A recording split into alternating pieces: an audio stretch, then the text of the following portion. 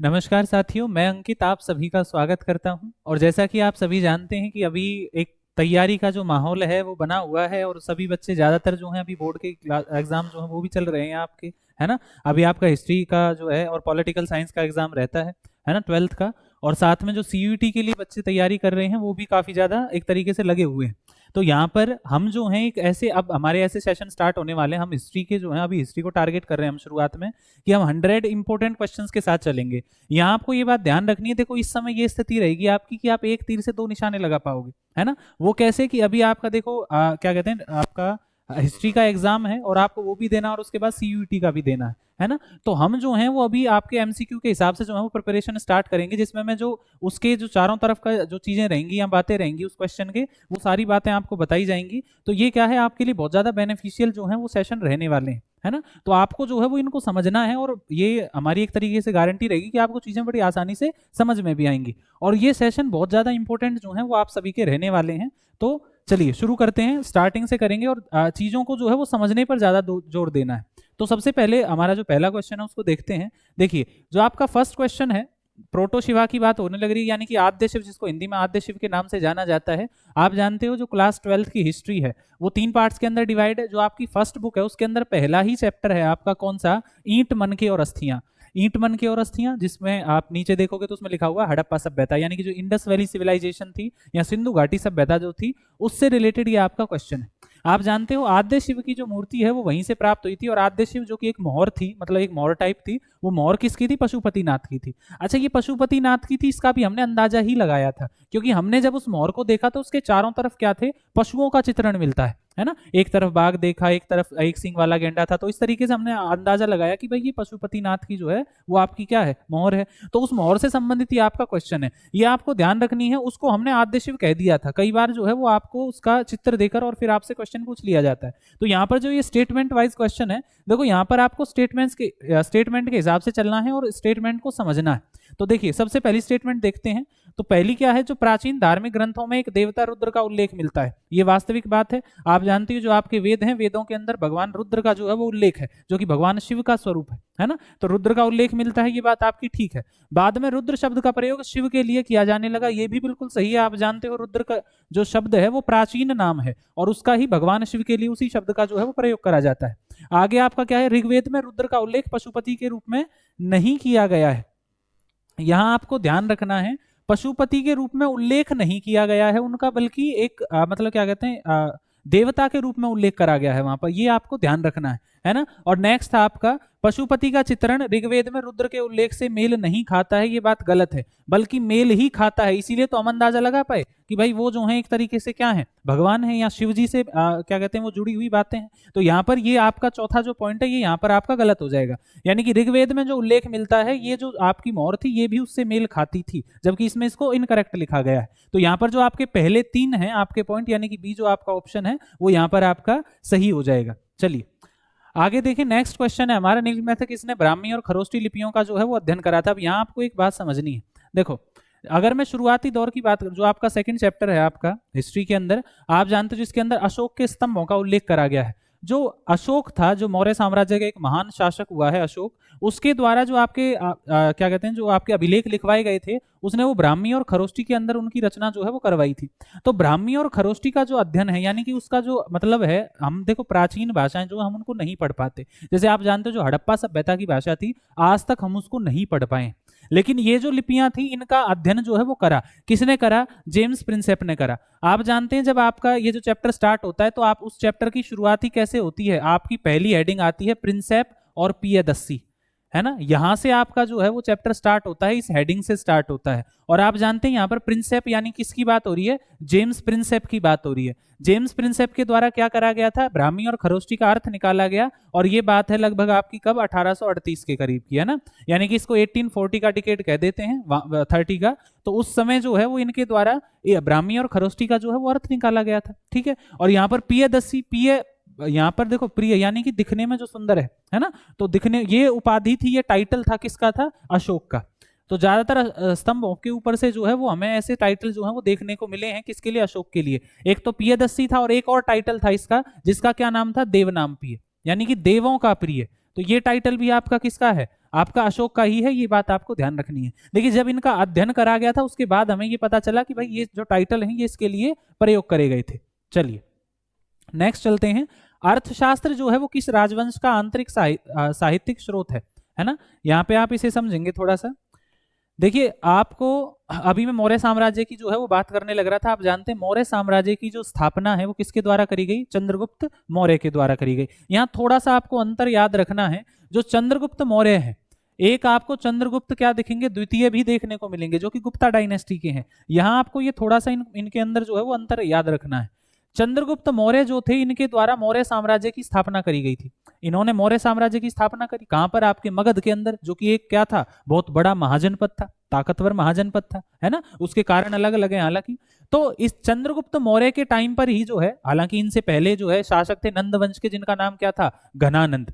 जो नंद वंश के शासक थे उनका नाम था घनानंद, अंतिम जो शासक थे। इनको हराने के बाद चंद्रगुप्त मौर्य ने वहां पर मौर्य साम्राज्य की स्थापना करी थी, है ना। घनानंद नंद वंश के आखिरी शासक थे, ये बात आपको ध्यान रखनी है।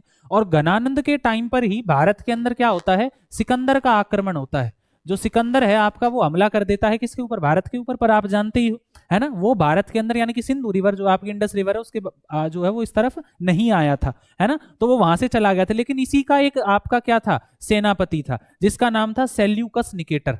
ये बात आपको ध्यान रखनी है। इसके सेनापति का नाम था सेल्यूकस निकेटर। सेल्यूकस निकेटर ने ये एक तरीके से जिद ले ली थी कि भाई मैं तो जो है वो इसको हरा के ही जाऊंगा। किसको, आप उस समय तो हालांकि घनानंद थे। तो उसने कहा था कि मैं तो भाई भारत को जीतूंगा ही, और वो यहां से गया ही नहीं था। तो होता क्या है, जब चंद्रगुप्त मौर्य शासक बनते हैं तो उस समय जो सेल्यूकस निकेटर है वो आक्रमण कर देता है चंद्रगुप्त मौर्य के ऊपर। परंतु हमारी एक ये स्थिति मानी कि भाई चंद्रगुप्त मौर्य भी अपने समय का बहुत महान शासक रहा है ना। उसने एक तरीके से इतनी छोटी सी सेना होने के बावजूद एक नया राजवंश शुरू कर दिया। तो उसने क्या करा, सेल्यूकस निकेटर को हरा दिया। और इस मतलब एक तरीके से जब सेल्यूकस निकेटर हार जाता है तो वो क्या करता है, अपनी पुत्री जिसका नाम क्या था, कार्नेलिया, कार्नेलिया का विवाह जो है वो किसके साथ कर देता है, आपका चंद्रगुप्त मौर्य के साथ उसका विवाह कर देता है। ये बात आप जानते हैं। और यहाँ कार्नेलिया के साथ में देखो जो आपका सिकंदर था वो कहाँ का था, यूनान का था। तो यहीं से एक व्यक्ति आता है, एक आपका राजदूत आता है, यूनानी राजदूत, है ना, जिसका नाम क्या था, मेगस्थनीज। ये नाम आपको जो है वो जरूर याद रखना है, बहुत जरूरी है ये आपका नाम, मेगस्थनीज, जो कि एक यूनानी राजदूत था आपका। तो ये जब मेगस्थनीज जो है वो आता है यहाँ पर, इसी के द्वारा एक पुस्तक लिखी जाती है इसके द्वारा एक पुस्तक लिखी जाती है जिसका क्या नाम था, इंडिका। ठीक है, इसके द्वारा एक पुस्तक लिखी गई, कौन सी, इंडिका। और ये जो है वो चंद्रगुप्त मौर्य के दरबार में ही, ये बात आपको ध्यान रखनी है। और यहीं पर आपको एक बात और याद रखनी है, चंद्रगुप्त मौर्य के साथ में इनके एक प्रधानमंत्री भी थे। प्रधानमंत्री का आप यहाँ वर्तमान समय से अर्थ ना निकाले, प्रधानमंत्री का मतलब जो उस समय के उनके दरबार के अंदर मंत्रियों के हेड हुआ करते थे। तो उनका नाम आप जरूर जानते होंगे, जिनका नाम क्या था, चाणक्य था, या जिनको हम विष्णुगुप्त के नाम से भी जो है वो जानते हैं, है ना। इनके दो नाम, दो बल्कि तीन नाम लिए जाते हैं इनके, है ना। तो ये ध्यान रखना है, जो चाणक्य हैं इनके द्वारा फिर एक पुस्तक लिखी जाती है जिसका नाम क्या था, अर्थशास्त्र। इनके द्वारा ये पुस्तक लिखी गई जिसका नाम अर्थशास्त्र था। यहाँ बात आपको ये ध्यान रखनी, नाम उसका बेशक अर्थशास्त्र है, हम अर्थशास्त्र का मतलब क्या समझते हैं, इकोनॉमिक्स, पर यहाँ ये अर्थ नहीं है इसका कि इसका मतलब इससे धन से संबंधित चीजें थी। इसका नाम अर्थशास्त्र था, पर इसका संबंध किससे रहा है, राजनीति से रहा है। ये बात ध्यान रखनी। जो मौर्यों की एक तरीके से पूरी व्यवस्था थी उसका उल्लेख जो है वो हमें इस बुक के अंदर जो है वो आपका मिलता है, और महत्वपूर्ण आपका ग्रंथ हो जाता है, आपके लिए महत्वपूर्ण है, आवश्यक है, क्योंकि इसके द्वारा हम मौर्यों की जानकारी प्राप्त करते हैं। तो यहाँ पर देखिए प्रश्न क्या था, देखो मैंने वही आपको बात कही, क्वेश्चन आपका एक ये सिंपल सा एक था, पर हमने उस चीज को बहुत सारी चीजों से जो है वो रिलेट करा यहाँ पर। अब आपको बहुत सारे क्वेश्चन यहीं से क्लियर हो गए होंगे, है ना। भाई नंद वंश का आखिरी शासक कौन था, किसकी हत्या करने के बाद मौर्य साम्राज्य की स्थापना हुई। और यहाँ पर मौर्य साम्राज्य के अंदर ही चंद्रगुप्त मौर्य जो है वो शासन करते थे, और उन्हीं के टाइम पर कौन थे, चाणक्य, जो कि उनके गुरु भी थे। और चाणक्य के द्वारा ही क्या लिखी गई थी, अर्थशास्त्र लिखी गई थी। तो साधारण सा यहाँ पर हमारा उत्तर भी हो गया, और यहाँ में हमने मतलब यहाँ पर हमने बहुत सारी जो है वो जानकारी भी ले ली। चलिए, तो यहाँ तक की चीजें आप सभी को समझ में आ रही होंगी, मैं ये अनुमान कर रहा हूँ। आगे चलते हैं। देखिए इसी प्रकार से आपको, और ये जानकारी आप देखिए बार बार सुने, जब आप बार बार सुनेंगे तो आपको ये चीजें बड़े आराम से जो है वो याद हो जाएंगी। हम ज्यादा कहानियों में तो नहीं डूबेंगे, हम बिल्कुल फैक्चुअल चीजें हैं उनके हिसाब से जो है वो हम चलने वाले। चलिए यहाँ पर अगले अध्याय पर आते हैं हम, जरूरी है, महत्वपूर्ण भी है ना। तो यहाँ पर आप ये देखेंगे, जो आपका ये क्वेश्चन है, दुर्योधन और उसके भाइयों को कहा जाता था अब ये आपका महाभारत वाला चैप्टर जो आपका है, वहां से ये आपकी व्यवस्था शुरू होती है। आप जानते हैं जो महाभारत था, यानी कि महाभारत एक अपने आप में हमारा क्या है, एक महाकाव्य है। अगर मैं हिंदू धर्म की बात करूं तो दो महाकाव्य हैं आपके। महाकाव्य यानी कि जो महान काव्य रचनाएं हैं, दो कौन कौन से हैं, एक तो आपका रामायण है और दूसरा आपका क्या है, महाभारत है।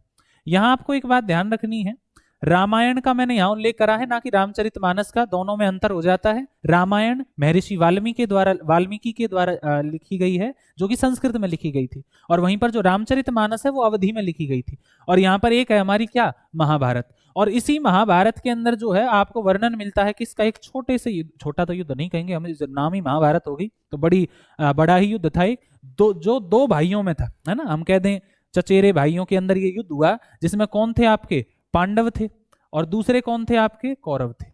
यहां आपको एक बात ध्यान रखनी है, हालांकि कईयों को उत्तर पता चल गया होगा, यहां पर पांडव जो महाराजा पांडु के पुत्र थे, और कौरव जो, हालांकि इनको कौरव देखो क्यों कहा जाता है, यहां आपको एक बात ध्यान रखनी है, समझना थोड़ा सा।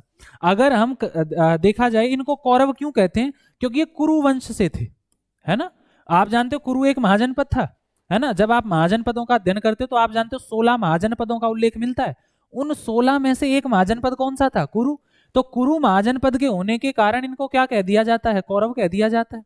तो भाई एक बात आती, पांडवों को भी कौरव कहना चाहिए, पर यहाँ पे पांडवों को कौरव के रूप में नहीं जाना जाता। यहाँ पर मैं स्टोरी पे नहीं जाऊंगा, हालांकि एक उल्लेख मिलता है ना। जब कौरवों की रक्षा की बात आई थी भगवान श्री कृष्ण के सामने, जब श्री कृष्ण से कहा गया कि भाई आपको सौगंध लेने की आप कौरवों की रक्षा करोगे, तो उस समय श्री कृष्ण ने कहा था कि हाँ भाई मैं कौरवों की रक्षा तो करूंगा, लेकिन यहाँ कौरव का अर्थ यहाँ समझ लेना, उन्होंने उस समय ये बताया कि कौरव का यहाँ पर अर्थ क्या है, पांडव और कौरव दोनों से है, तो रक्षा तो यहाँ दोनों की होनी चाहिए, है ना। तो यहाँ पर उस समय वहां उल्लेख मिलता है, परंतु आपको इतना नहीं जाना, आपको यहाँ समझना है जो आपके धृतराष्ट्र थे, है ना। धृतराष्ट्र आप जानते हो, आपके महाराजा पांडु के बड़े पुत्र थे धृतराष्ट्र, लेकिन वो जन्मांध थे, यानी कि जन्म से अंधे थे, जिसके कारण उनको क्या हुआ, राजगद्दी नहीं मिली, ये आप जानते हो। और उन्हीं के जो संतानें हुई, जो 100 संतानें हुई उनके, उन्हीं संतानों को क्या कहा जाता है, कौरव कहा जाता है। कौरव जो, जिनमें सबसे बड़ा भाई कौन था कौरवों का, दुर्योधन था, ये आप जानते हो, है ना। तो यही इसके अंदर क्वेश्चन था आपका, दुर्योधन और उसके भाइयों को क्या कहा जाता है, तो कौरव कहा जाता है, ये बात आपको याद रखनी। चलिए आगे समझते हैं, कौन सा स्रोत दर्शाता है, देखो प्रश्नों को ध्यान से समझना है आपको।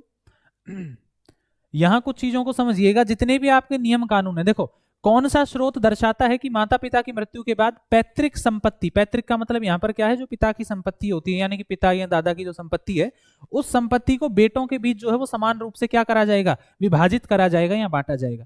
यहां पर आपको एक बात ध्यान रखनी है, देखो अगर मैं बात करूं, हर एक धर्म की एक धार्मिक पुस्तक होती है, एक धर्म ग्रंथ होता है, और हमारे पास, हम ये मानिए हम इतने महान है कि हमारे पास एक धर्म ग्रंथ नहीं है, अनेकों धर्म ग्रंथ है, बहुत सारे हैं भाई, है ना। वो धर्म ग्रंथ इतने क्यों है, देखो हमारी जो आपकी जानकारी होती थी, हमारे जो धर्म की जानकारी दी जाती थी, वो किस प्रकार दी जाती थी, कहानियों के माध्यम से दी जाती थी।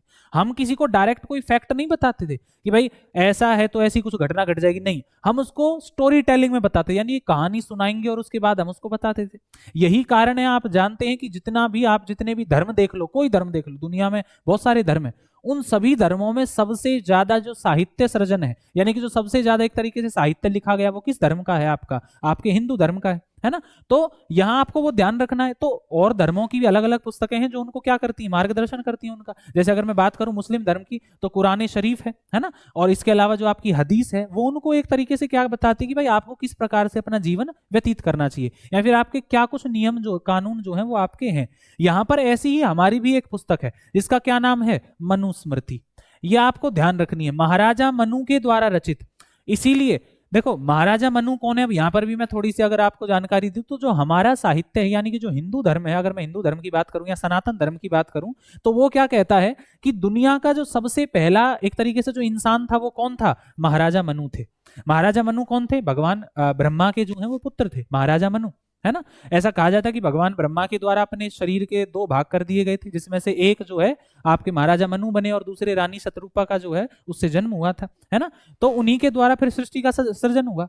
अब पहले हमारे इंसान जो है वो धरती के कौन थे, महाराजा मनु थे, इसीलिए हमें क्या कहा जाता है, हमें मनुष्य कहा जाता है। ये बात आपको ध्यान रखनी। और महाराजा मनु के द्वारा ही क्या करा गया, मनुस्मृति की रचना करी गई थी। और मनुस्मृति क्या है, वो है जिसके आधार पर हमारे सभी नियम कानूनियां जो हमारे धर्म के एक तरीके से धार्मिक जो कर्म कांड हैं वो सब कहाँ किसके हिसाब से हैं, मनुस्मृति के हिसाब से। ये बात आप जानते हो, हालांकि विरोध इसको लेकर होता रहता है, इसी के अंदर इस चीज का जो है वो उल्लेख है, ये बात आपको ध्यान रखनी है। भाई हम कैसे कहें कि भाई जो आपके जितने भी नियम कानून थे कि भाई अगर आपके पिता की जो संपत्ति बांटी जाएगी, जैसे बच्चों के अंदर अगर पिता की जो संपत्ति है, जो धन है, उनकी प्रॉपर्टी है, अगर वो बांटी जाएगी, है ना, तो वो हालांकि अब तो ऐसे करते हैं कि बराबर बंटती है ना, नहीं तो 1 इंच उसके ऊपर जमीन के ऊपर लड़ाई मात जाए भाई, है ना, बड़ी व्यवस्था खराब हो जाती है। लेकिन उस समय ये होता था कि जो ज्येष्ठ पुत्र होता था, यानी कि जो बड़े वाला भाई, मान लीजिए आप 2 भाई, तो आप में जो बड़ा होगा उसको थोड़ा सा संपत्ति का ज्यादा भाग मिलेगा। तो ये चीज भी कहाँ लिखी हुई है, ये भी मनुस्मृति में लिखी हुई है। आपके विवाह के जो आपके, जैसे आप जानते हो जब आपके विवाह होते हैं तो उसके जो कर्मकांड होते हैं भाई, ऐसे पहले ये वाली रीति रिवाज होगा आपका, फिर ये व्यवस्था होगी आपकी, ये भी कहाँ है आपकी, मनुस्मृति, धर्मसूत्र और धर्मशास्त्रों के अंदर इसका उल्लेख मिलता है। तो यहाँ आपको ये बात ध्यान रखनी है कि आपके जो नियम कानून है वो किसमें है, मनुस्मृति में। चलिए आगे चलते हैं। नेक्स्ट हमारा क्वेश्चन है, चलिए आपका अगले अध्याय से आ जाता है, ये आपका जो चौथा अध्याय है, विचारक, विश्वास और इमारतें। यहां आप इस क्वेश्चन को देखेंगे थोड़ा सा, देखो क्वेश्चन है, निम्नलिखित में से कौन भिक्षुनी के रूप में नियुक्त होने वाली पहली महिला थी। पहले तो भिक्षु और भिक्षुनी के ऊपर बात कर लेते हैं। देखो कई इसको भिक्षु पढ़ते हैं। जो बौद्ध धर्म है, थोड़ा सा बौद्ध धर्म पर आ जाते हैं। बौद्ध धर्म आप जानते हो, बौद्ध धर्म की जो शुरुआत है वो किसके द्वारा करी गई थी, महात्मा बुद्ध के द्वारा करी गई थी, है ना। महात्मा बुद्ध को संस्थापक माना जाता है बौद्ध धर्म का। जब शुरुआती बौद्ध धर्म था तो उस समय क्या था, इसमें महिलाओं का प्रवेश वर्जित था, यानी कि महिलाएं इसके अंदर नहीं आती थी, है ना। तो अब महात्मा बुद्ध को जो है वो एक व्यक्ति के द्वारा समझाया गया। महात्मा बुद्ध को किसने समझाया था, आनंद ने। आनंद कौन था, सीधी सी बात कहूं कि जो महात्मा बुद्ध है उनका जो सबसे प्रिय शिष्य था, है ना। देखो ये बिल्कुल फैक्चुअल क्वेश्चन है, आपके ये ध्यान रखने। जो महात्मा बुद्ध का सबसे प्रिय शिष्य था वो कौन था, आनंद, है ना। तो आनंद के द्वारा क्या करा गया, महात्मा बुद्ध को समझाया गया कि महाराज आप जो है वो महिलाओं का भी प्रवेश जो है वो इस धर्म में कर दीजिए, यानी कि जो आपके भिक्षु बनते हैं उनको अब जो है वो भिक्षुनी बनने की जो बात है वो भी आप कर दो, यानी कि अब शुरुआत करो। तो इसके लिए जो सबसे पहले जो एक तरीके से मैं कहूँ जो दावेदार आए कि भाई मैं पहली भिक्षुन हूं, या जिसने सबसे पहले जो है वो बौद्ध धर्म के तहत अपने आप को क्या सन्यासी घोषित कर लिया, वो कौन थी, वो महात्मा बुद्ध की ही कौन एक तरीके से आपकी ये कहूं मैं मौसी जी थी। कौन, महाप्रजापति गौतमी। ये बात आपको ध्यान रखना। महाप्रजापति गौतमी कौन थी, आपकी महात्मा बुद्ध की जो है वो उपमाता कही जाती है। उपमाता का मतलब है जिसको हम उपमाता होती मतलब सौतेली माता भी हम कह देते हैं जिसको, है ना। तो उपमाता जो होती हैं वो कौन थी, आपकी महाप्रजापति गौतमी थी, किसकी, महात्मा बुद्ध की। ये बात आपको ध्यान रखनी है ना। और ये ही आपकी पहली कौन बनी, पहली भिक्षुनी थी, यानी कि इन्होंने ही सबसे पहले बौद्ध धर्म के अंदर एक जो है ये पहली महिला के रूप में इसमें जो है वो शामिल हुई थी। ये बात आपको ध्यान रखनी है। यहाँ ये भी बात आप याद रखेंगे, प्रिय शिष्य कौन है, आनंद है ना। और आपका बौद्ध धर्म की स्थापना किसके द्वारा करी गई है, आपकी यहाँ पर आपकी महात्मा बुद्ध के द्वारा करी गई है। चलिए नेक्स्ट क्वेश्चन आता है हमारा भाई। अब देखिए वही प्रश्न आ गया, और अभी हमने इसी की बात करी थी कि महाप्रजापति गौतमी कौन है। देखो मैं आपको बता दूं, जब महात्मा बुद्ध का जन्म होता है तो ठीक 7 दिन के बाद, है ना, 7वें दिन उनकी माता का क्या हो जाता है, देहांत हो जाता है, स्वर्गवास हो जाता है ना, उनकी मृत्यु हो जाती है। तो महात्मा बुद्ध का जो लालन पालन था, यानी कि जो उनका पोषण था, वो उनकी सौतेली माता के द्वारा करा गया, जिनका क्या नाम था, महाप्रजापति गौतमी। तो यही क्वेश्चन है कि महाप्रजापति गौतमी कौन थी, तो बुद्ध की माता थी, नहीं भाई उन माता का तो देहांत हो चुका था, तो बुद्ध की सौतेली माँ थी। ये बात आपको ध्यान रखनी। जो महात्मा बुद्ध की सौतेली माँ थी वो कौन थी, महाप्रजापति गौतमी थी, और ये ही आपकी कौन थी, पहली भिक्षुनी थी। ये बात आपको याद रखनी। चलिए नेक्स्ट क्वेश्चन है हमारा। चलिए ये बहुत देखो महत्वपूर्ण क्वेश्चन चलने लग रहे हैं, और आप महत्वता समझ ही गए होंगे आप जब इन क्वेश्चंस को देख रहे हो कि कितने ज्यादा इंपॉर्टेंट ये आपके क्वेश्चन है ना। चलो नेक्स्ट हमारा क्वेश्चन है, निम्नलिखित में से किस यात्री को मोहम्मद बिन तुगलक ने दिल्ली का काजी यानी कि न्यायाधीश जो है वो नियुक्त करा था। देखो काजी क्या होता है, जो आपका इस्लाम धर्म है, जो मुस्लिम धर्म है, उस धर्म के मुस्लिम धर्म के अंदर क्या है, जो काजी होता है, यानी कि काजी जो है वो न्यायाधीश को कहा जाता है। आप जानते हो जो इब्न बतूता है, इब्न बतूता एक यात्री था। हालांकि जो आपका अगला चैप्टर 5वां अध्याय आपका यात्रियों के नजरिए से, है ना, उस चैप्टर के अंदर आपको 3 यात्रियों का वर्णन मिलता है, जिसमें इब्न बतूता है, अल बरूनी है, फ्रांसवा वर्नियर है। इन 3 का मुख्य रूप से वहां उल्लेख मिलता है, और इसमें एक यात्री है आपका कौन, इब्न बतूता। आप जानते हो इब्न बतूता जो है वो भारत के अंदर कहाँ से आता है, एक देश से आता है जो कि वर्तमान समय में एक देश के रूप में जाना जाता है, जिसका नाम क्या है, मोरक्को। और ये कहाँ है आपका, जो नॉर्थ अमेरिका, सॉरी आपका अफ्रीका का जो उत्तरी भाग है ना, अफ्रीका के अंदर मैं कहूं जो उत्तरी अफ्रीका का हिस्सा है, वहां पर एक देश पड़ता है। अगर आप मैप के अंदर देखोगे तो आपको मिलेगा। तो मोरक्को से जो है वो कौन आया था, इब्न बतूता आया था। और इब्न बतूता के द्वारा एक पुस्तक लिखी गई जिसका क्या नाम था, रिहल्ला था। ये आपको ध्यान रखनी है ना। इब्न बतूता एक यात्री था, कहां से आया, मोरक्को से आया, भारत के अंदर ये आता है। और इसने क्या करा, एक बुक लिखी थी आपकी जिसका नाम क्या था, रिहल्ला था। अब जो ये जब आया उस समय दिल्ली मतलब क्या कहते हैं, भारत के अंदर क्या है, दिल्ली सल्तनत चल रही थी। और दिल्ली सल्तनत का एक वंश चल रहा था जिसका नाम क्या था, तुगलक वंश। और तुगलक वंश का एक शासक उस समय शासन करता था जिसका नाम क्या था, मोहम्मद बिन तुगलक। देखो भारतीय इतिहास के अंदर ये शासक बड़ा, एक तरीके से मैं कहूं, आप ये मानिए इसको पागल शासक कहा जाता है। पागल शासक क्यों कहते हैं, देखो ये मैं देखो एक चीज कही जाती है, सब कुछ पढ़ना भी नहीं होता है ना। अगर आपको ये लगे कि आप अध्ययन जो है करोगे और आप शाणे हो जाओगे, तो ऐसा कुछ नहीं होता भाई। उसका उदाहरण अगर आपको देखना है तो आप इतिहास में चले जाओ, आपको मिल जाएगा। ये ऐसा शासक हुआ जो बहुत विद्वान था, इसको नॉलेज इतनी ज्यादा थी, बहुत हद से ज्यादा थी। कितनी ज्यादा थी उसका मैं उदाहरण दे देता हूँ। इसका जो मोहम्मद बिन तुगलक जो था, इसके जो आपके ये होते हैं, आपके मंत्री वगैरह थे, जो दरबार के जो लोग होते थे, इस मतलब ये इतनी कई बार ऐसी बातें करता था कि उनको समझ ही नहीं आती थी। वो इसके एक तरीके से ये कोई आपकी एक कोई सुझाव देता या कोई परिवर्तन के लिए कहता, तो उनको लगता था कि ये पागल है, ये कुछ भी कह रहा है। आप जानते हो सिंबॉलिक करेंसी की शुरुआत इसने करी, जो सांकेतिक मुद्रा होती है, आप जो धन प्रयोग करते हो वर्तमान समय में, आप जानते हो आपके पास जो 100 रुपए का नोट है, उस 100 रुपए के नोट की वास्तविक कीमत 100 रुपए नहीं है, ये आप जानते हो। आप कहीं किसी दूसरे देश चले जाओ, वो नोट लेके, उसकी वो वैल्यू रहेगी नहीं अगर आपने उसको परिवर्तित नहीं करवाया तो। वो तो उसके ऊपर गारंटी है किसकी, आपकी रिजर्व बैंक ऑफ इंडिया जो आरबीआई के जो गवर्नर है वो गारंटी दे रहा है कि भाई आपकी क्या कहते हैं, ये 100 रुपए आपको अदा करे जाएंगे। वास्तविकता में उसका मूल्य है नहीं, क्योंकि ये सांकेतिक मुद्रा है। और इस मुद्रा का प्रचलन इसने करा शुरुआत में मोहम्मद बिन तुगलक ने। लेकिन क्या इसका ये अर्थ हो गया कि ये बहुत विद्वान था? भाई उस समय के लोग इसको समझ ही नहीं पा रहे थे। इसको इतना ज्ञान होने के बावजूद भी भारतीय इतिहास के अंदर रक्त पिपासु शासक कहा जाता है, यानी कि जो खून पीता था, है ना। इसके द्वारा इतने अभियान करे गए, कोई सफल नहीं हुआ। एक बार राजधानी को लेके कहीं और चले गए, ऐसे व्यवस्था करी, इसके द्वारा कई वो चीजें करी गई, है ना। तो यानी कि विद्वान बहुत था, परंतु वही कहते हैं देखो, स्मार्ट वर्क इसीलिए जरूरी होता है ना। एक कहावत होती है, पोथी पढ़ पढ़ जगमुआ पंडित भया न कोई। तो यहाँ पे आपको सिर्फ जो है एक तरीके से यही नहीं है कि आप रटे जाओ, आपको थोड़ा स्मार्ट वर्क जो है वो करना पड़ेगा, चीजों को समझना पड़ेगा।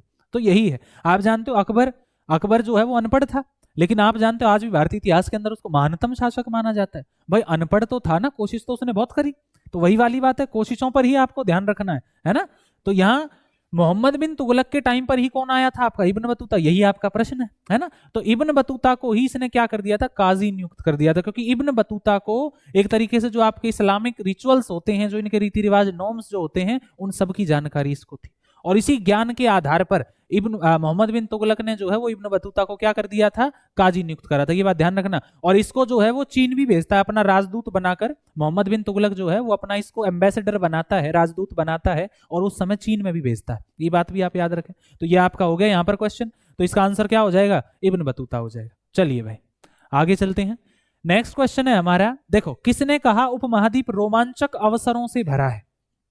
भारतीय इतिहास मैं कहूं, अगर आप इंडियन हिस्ट्री या भारत का उल्लेख जो है देखोगे, देखो 3 शासकों का भी मैंने आपको बताया, 3 जो हैं तीनों भारत के अंदर आए। अल बरूनी आया, फ्रांसवा वर्नियर आया, इब्न बतूता आया, ये तीनों आए। सबसे ज्यादा भारत की बड़ाई इसमें से किसने करी, इब्न बतूता ने करी।